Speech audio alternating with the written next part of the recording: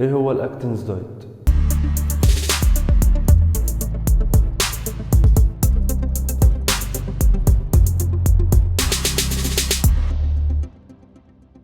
ازيكم يا شباب، عاملين ايه؟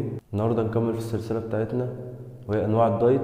اتكلمنا في الفيديوهات اللي فاتت عن الالياف، اتكلمنا عن الصيام المتقطع، اتكلمنا عن الكيتو دايت، اتكلمنا عن الفيجن دايت. تعالى بقول لك ايه هو الاكتنز دايت. والدايت ده يا شباب عكس الكيتو دايت، لانه بيخليك تدخل مصدر كارب صريح في نظامك الغذائي، لكن مش بيعتمد عليه كمصدر اساسي. والدايت ده عشان تقدر تطبقه بشكل صح بيتقسم لاربع مراحل. تبدا اول مرحله في الدايت ده ان انت بتوصل الكارب على مدار اليوم ل 20 جرام بس، وده اللي بيجبر جسمك ان هو يعتمد على الدهون كمصدر اساسي للطاقه، وده اللي هيساعدك ان انت تنزل نسبه الدهون الزياده اللي عندك. لكن لازم تكون عارف برضو ان انت لازم تدخل كميه عاليه من البروتين وانت بتعمل النظام بتاعك عشان ما تخسرش كتله عضليه كمان. وكمان لازم تاكل نسبه عاليه من الخضار عشان برضو الالياف، وتعوض جسمك الحاجات اللي ممكن يفقدها بسبب نقص الكارب. طيب نيجي بقى للمرحله الثانيه من النظام ده، واللي بترفع فيها نسبه الكارب بشكل تدريجي من 5 جرام لحد 40 جرام كارب، وبتبدا ترفع بشكل تدريجي لحد ما توصل ان انت بقيت بتاخد 60 جرام كارب على مدار اليوم. يعني مثلا هتبدا اول اسبوع باخر كميه كارب